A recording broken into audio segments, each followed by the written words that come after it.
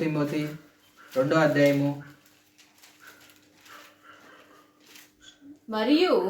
మరియు జట్టి అయిన వాడు పోరాడినప్పుడు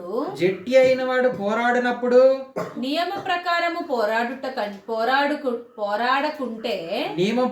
పోరాడకుంటే వానికి కిరీటము దొరకదు. చూడండి, వానికి కిరీటము దొరకదు. అయితే నీ దగ్గర ఉన్న కిరీటము నువ్వు జాగ్రత్తగా దాచుకోవాలంటే, ఆ కిరీటమును నువ్వు పొందుకోవాలన్నా, ఆ కిరీటం నీ దగ్గర ఉండాలన్నా కూడా సరే, నువ్వు నియమం ప్రకారము నువ్వు పోరాడాలి. దేని ప్రకారం పోరాడాలి? నియమం ప్రకారము నువ్వు ఆ కిరీటమును పొందుకునేదానికి పోరాడాలి. నీ దగ్గర ఉన్న ఆ కిరీటము నువ్వు జాగ్రత్తగా భద్రపరచుకోవాలి. మన ఇంట్లో చాలా వస్తువులు ఉంటాయి, విలువైనటివి. చాలా జాగ్రత్తగా మనం ఏం చేస్తాం? వాటిని దాచుకుంటాం. చూడండి, అదే విధముగా మనలో ఉన్న ఆ కిరీటమును ఎవ్వరు దొంగిలించకుండా మనం ఏం చేయాలంటే చాలా జాగ్రత్తగా దాచుకోవాలి. మనము దాచుకుంటే దాన్ని దేవుడు కాపాడుకుంటూ వస్తూ ఉంటాడు. అయితే నువ్వేం చేయాలంటే ఆ కిరీటమును ఎవరు నీ దగ్గర నుంచి అపహరింపకుండా చూసుకోవాలి. చూడండి, అదే అధ్యాయంలో 4వ అధ్యాయము 6 నుంచి చదువుకుందాం. 7 నుంచి. మంచి పోరాటం పోరాడి తిని నా పరుగు కడముట్టించి తిని విశ్వాసము కాపాడుకుంటుని ఇక మీదట నా కొరకు నీతి కిరీటం ఉంచబడి ఉన్నది. ఆ దినమందు నీతిగల న్యాయాధిపతి అయిన ప్రభువు అది నాకును నాకు మాత్రమే కాకుండా తన ప్రత్యక్షతను ఆపేక్షించు వారందరికీ అనుగ్రహించును.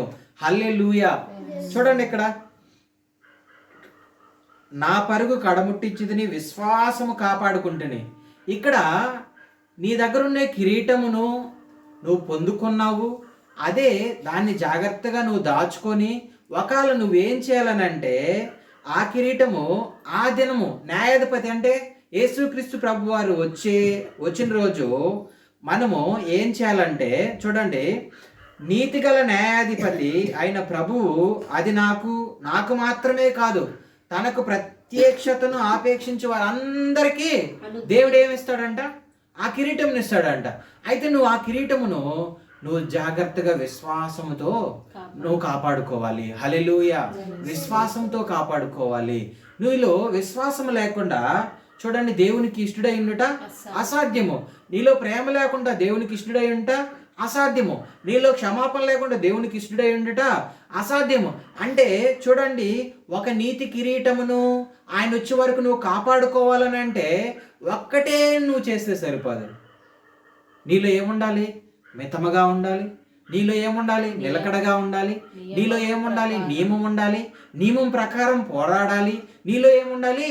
విశ్వాసం ఉండాలి. హల్లెలూయా. నీలో విశ్వాసం లేకుండా నువ్వెంత చేసినా కూడా దేవునికి వ్యర్థమే. నీలో ఒకవేళ చూడండి, నెమ్మది లేకుండా, ఒక స్థిరత్వం లేకుండా నువ్వు ఎలా పడితే అలాగ నువ్వు వెళ్ళిపోయినా కూడా సరే, ఆ కిరీటము దేవుడి దగ్గర నుంచి నువ్వు పొందుకోలేవు. నీకు ఇచ్చిన దానిని దేవుడు ఏం చేస్తాడంటే నీకు లాక్కునేస్తాడు. ఈ కిరీటము అనగానే మనకు గుర్తు రావాల్సింది 2 వ్యక్తులు గుర్తు రావాలి బైబిల్లో. ఎవరు? దావీదు, సౌలు. ఈ కిరీటం ఏంటంటే ఆ రోజుల్లో దేవుడు చెప్పింది ప్రకారం అయితే అది రాజుకు సంబంధించింది, కానీ అది కూడా ఆ రోజు ఆత్మ సంబంధమైన నడిపింపు కొరకే దేవుడు వాళ్ళిద్దరికి ఇచ్చాడు. హల్లెలూయా. సౌలుకి ఇచ్చాడు. సౌలుకి ఏమి ఇచ్చాడు? ఆయనకి కిరీటం, సింహాసనం ఇచ్చాడు. కానీ ఆయన దేవుని మాటని పక్కన పెట్టి దేవునికి దూరంగా ఉండటం వల్ల ఆయనకి తెలియకుండానే ఆయన కిరీటంని తీసి దావీదుకి ఇచ్చాడు. హల్లెలూయా. ఈరోజు నిన్ను నన్ను ప్రత్యేకపరుచుకున్న దేవుడు ఆ కిరీటమును నువ్వేం చేయాలంటే ఇచ్చిన కిరీటమును చాలా జాగ్రత్తగా ఆయన వచ్చే వరకు ఎవరైతే ఆఖరి వరకు స్థిరంగా ఉంటారో, నిలకడగా ఉంటారో, వాళ్ళు మాత్రమే దేవుని ముఖ దర్శనమును చూడగలుగుతారు. హల్లెలూయా. దేవుని దర్శనమును చూసుకోగలుగుతారు. దేవుని రాకడలో ఎత్తబడగలుగుతారు.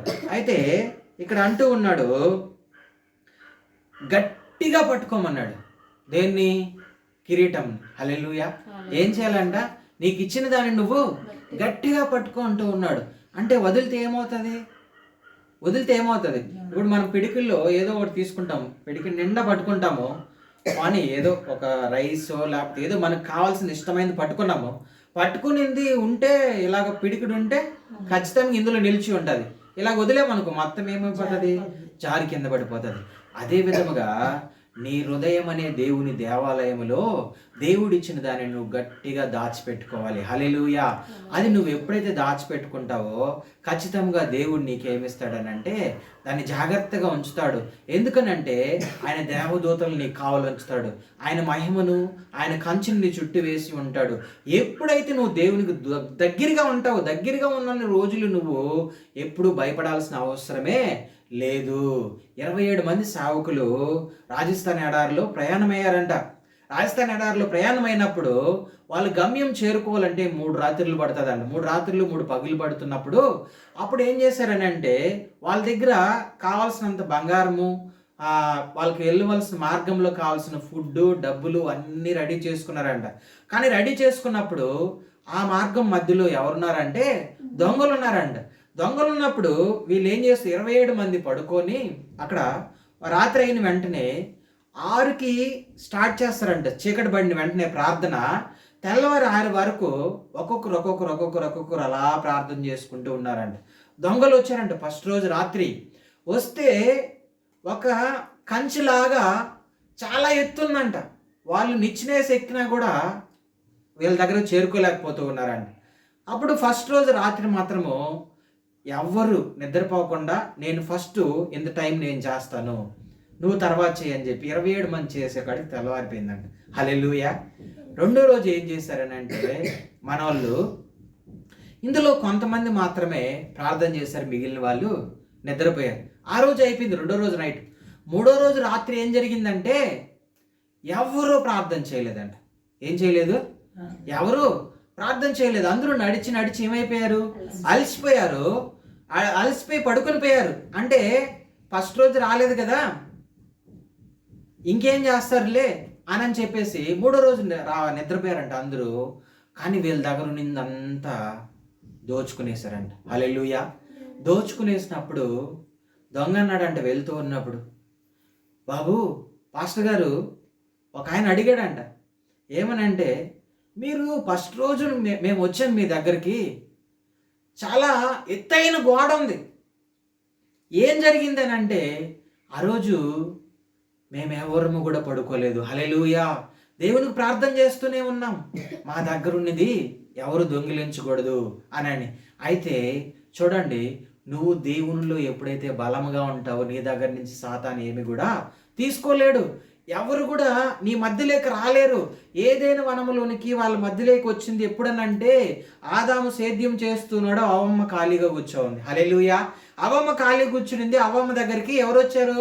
సాతానుడు వచ్చాడు. వాడికి ఎవరైతే మన మాట వింటారో వాళ్ళ దగ్గరికే వస్తాడు. వాడు వాళ్ళ దగ్గరికి వచ్చి ఏదో ఒక ఆశ చూపిస్తాడు. నీ దగ్గర ఉన్న కిరీటమును తీసుకునేటి కొరకు, దేవునికి నేను దూరంగా ఉంచడం కొరకు వాడు ఏం చేస్తాడంటే ఖచ్చితంగా ఏదో ఒక రూపంలో వస్తాడు. పండుని చూపించాడు అక్కడ. నీకు ఒకవేళ ఈ లోకంలో నువ్వు దేవునికి దూరంగా చేయాలని అంటే నీకేం చూపించవచ్చు? బంగారం చూపించవచ్చు, పెద్ద పెద్ద షాపులు చూపించవచ్చు, లేకపోతే వజ్ర వైడూర్యాలు చూపించవచ్చు, కొంతమందికి రకరకాల వ్యసనాలను చూపించవచ్చు. అయితే నువ్వైతే మెలకువ కలిగి ఉండాలి. హల్లెలూయా. నువ్వు స్థిరమైన నిలకడ కలిగి ఉండాలి.